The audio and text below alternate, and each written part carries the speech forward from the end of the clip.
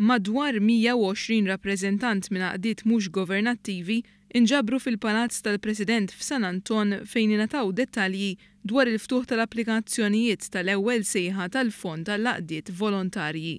Hemm 900,000 euro x'jitqasmu, 700,000 euro għal ħidma soċjali u 200,000 euro għal proġetti infrastrutturali.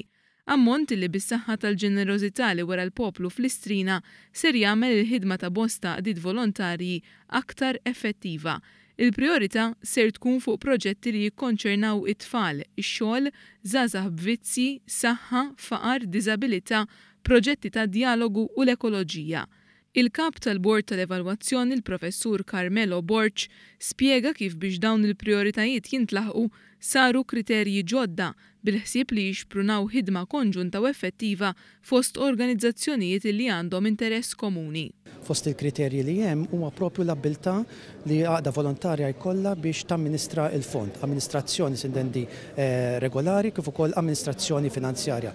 Kriterju importanti ieħor huwa propju l-kapaċità li għaqda għandha biex taħdem ma' ħadd ieħor. Se nagħtu punti żejda u wkoll flus żejda għal min jixtieq u jrid u għandu l-folja li jaħdem ma' ħadd ieħor.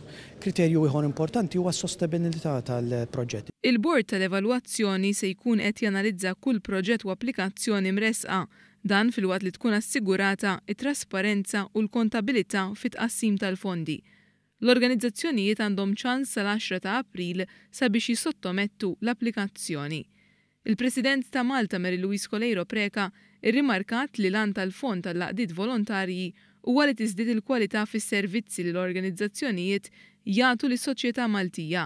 Fil-waqt li saħqet fuq il-bżonn ta' ħidma konġunta fost l-organizzazzjonijiet, il-President għamlet referenza għal proċess li għaddej sabiex il-Malta Community Chest Fund tinbidel f'fondazzjoni. Pass li ser iwassal biex kull solt miġbur jagħti valur akbar lis-soċjetà.